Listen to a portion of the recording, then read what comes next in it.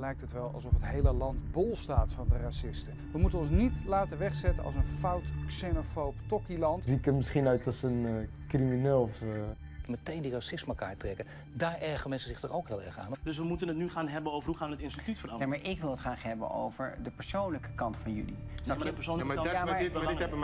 Ik vind het altijd een tikje vermoeiend dat het heel snel verwordt tot een heel ingewikkeld sociologisch debat over institutioneel racisme. Oh, minister-president, we moeten praten. Black Lives! Black Lives! Feministische meisjes die gaan dan bijvoorbeeld naar Black Lives Matter. Het gaat niet om Black Lives, het gaat om Black Cops. Weten we zeker dat het niet Aquasi is? Tegenwoordig vinden ze alles racistisch. RTL kopt coronapaniek in Nederland valt mee, maar kan ik nog naar de afhaal-Chinees? Het traditiesverkeer gaat terug naar je land. Het doet pijn als mensen jou niet accepteren of niet zien als iemand die hier geboren is. Tja, een grote chaos hè, dat racisme-debat. Een rationeel gesprek over racisme, dat vind je bijna nergens. En daarom starten wij hem hier. Dit is Rationeel.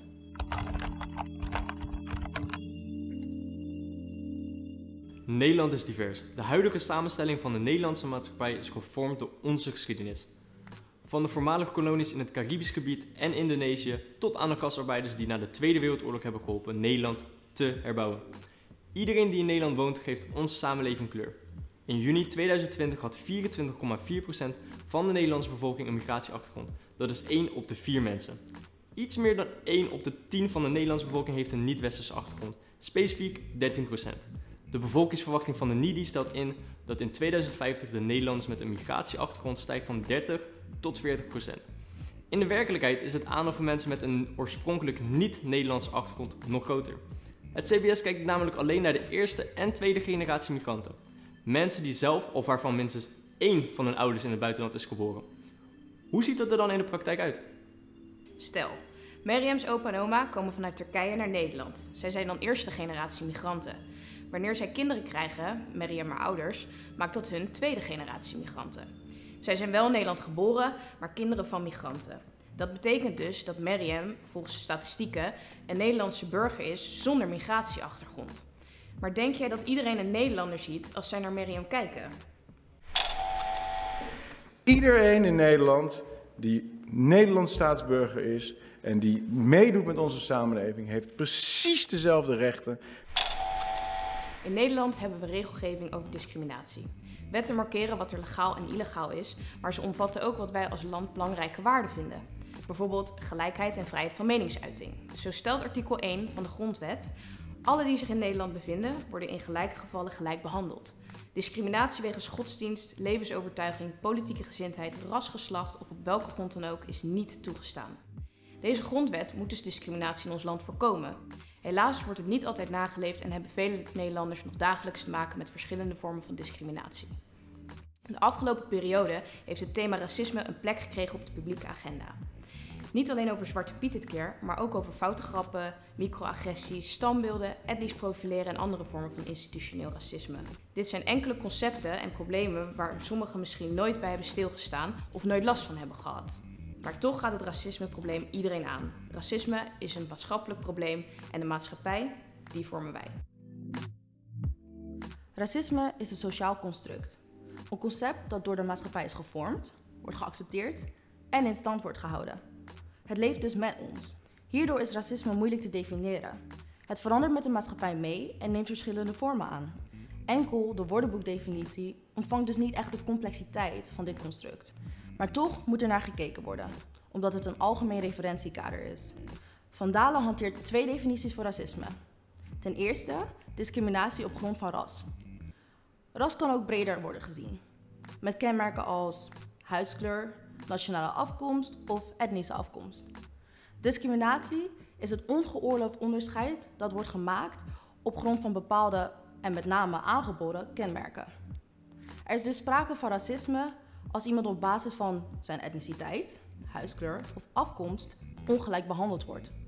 Dit kan zowel op persoonlijk niveau gebeuren, door bijvoorbeeld uitschelden of uitsluiting, maar ook op systemisch niveau, door de achterstelling van bepaalde groepen. De tweede definitie in de Van Dalen verklaart meer waar discriminatie op basis van ras vandaan komt. Een theorie die de superioriteit van een bepaald ras verkondigt. Hierbij denk je misschien aan de ideologieën van Nazi-Duitsland of de Amerikaanse KKK, die actief verkondigen dat het witte ras beter is dan anderen. Is deze definitie niet te extremistisch voor wat er in Nederland gebeurt? Ja, zo kun je het inderdaad zien. In Nederland zijn zulke groeperingen er niet op grote schaal. Maar hedendaags racisme is wel degelijk berust op het feit dat mensen met het ene ras ondergeschikt zijn aan een ander ras. Binnen een maatschappij bepaalt de dominante groep namelijk de norm. In Nederland, zoals uit de laatste CBS-tellingen is gebleken, heeft de meerderheid een Nederlands etnische achtergrond.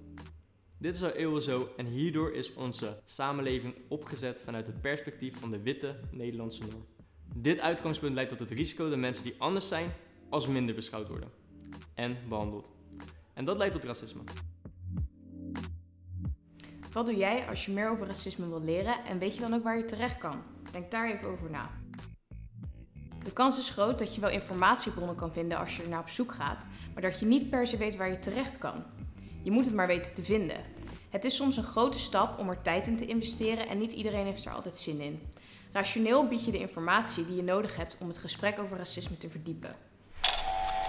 Kut Chinees, ga terug naar je eigen land, eet je hond, eet je katten, eet je baby's. Het gaat tot aan de bizarre aan toe eigenlijk. Ja, stomme hoofddoekjes, stomme moslims, ga terug naar je eigen land. Ja, eigenlijk is het echt heel moeilijk om Larissa te vinden. Want zij is toch zo donker als de nacht. Wij vinden haar nooit. Dat zo'n opmerking gemaakt wordt. Dat heeft mij wel aan het denken gezet. De media speelt een belangrijke rol in het gesprek over racisme en laat onder andere ervaringen van racisme zien om aan te kaarten waar het probleem ligt op individueel niveau. Het is belangrijk dat zulke verhalen gedeeld worden, omdat het voor sommigen misschien moeilijk is voor te stellen dat racisme plaatsvindt. Het delen van deze verhalen kan nieuwe inzichten geven bij mensen die zelf geen racisme ervaren. Dankzij persoonlijke verhalen kunnen we ons simpelweg beter inleven in de ander zijn ervaring met racisme en er voortaan rekening mee houden. Wanneer het probleem op individueel niveau erkend wordt, kan racisme op grote schaal in de maatschappij beter begrepen worden. Maar deze verhalen van verschillende individuen hebben ook een keerzijde. Door persoonlijke verhalen ontstaat het risico dat men zou kunnen denken dat racisme alleen een probleem is op individueel niveau en daardoor de systemische problemen binnen de maatschappij minder snel zou erkennen. Daarnaast kunnen verhalen over racisme leiden tot compassion fatigue, ook wel compassievermoeidheid. Alle ingrijpende en emotionele beelden over racisme kunnen ervoor zorgen dat compassie omslaat in vermoeidheid. Iemands empathie kan hierdoor afnemen. Ook voor de mensen die deze ervaringen delen, kan het lastig zijn om steeds geconfronteerd te worden met verhalen van anderen. Jullie zijn wel ook heel erg overgevoelig voor maar jij weet toch niet hoe het is? Je weet niet hoe het is. Als je dat nooit ben jij ook bruin of zwart dan? Nee, maar ik kan me wel voorstellen dat ik het ook niet weet. Dat wil ik ook aangeven. Ik weet het echt niet. Ja. Tot slot zijn ook de gesprekken in de media niet altijd perfect. Als er een feitelijk beeld ontbreekt, ontstaat er ruimte om problemen minder belangrijk te maken. Ook voelen mensen zich soms aangevallen. En dat is frustrerend als je wel iets wilt leren over racisme. De discussie verandert dus soms in een opiniespeelgrond. Het wordt persoonlijk gemaakt of er worden meningen rondgeslingerd. Maar racisme is geen mening. Het is een sociologisch probleem. Het leren over racisme wordt je dus niet gemakkelijk gemaakt en verandert snel in een irrationele discussie. Daarom gaat Rationeel het rationele gesprek over racisme aan. Onderbouwd door feiten en bronnen beantwoordt Rationeel voor jou de grote vragen, zodat iedereen op een laagdrempelige manier kan leren over racisme in Nederland. Dankjewel voor het kijken naar deze video van Rationeel. Wees respectvol in de reacties tegenover andere mensen en andere meningen, want alleen zo bereiken we een gezond gesprek over racisme. Abonneer je op dit YouTube kanaal en kijk ook de andere video's om meer te leren. Wil je Rationeel ook volgen op social media? Zoek dan naar Rationeel op Facebook, Instagram en TikTok.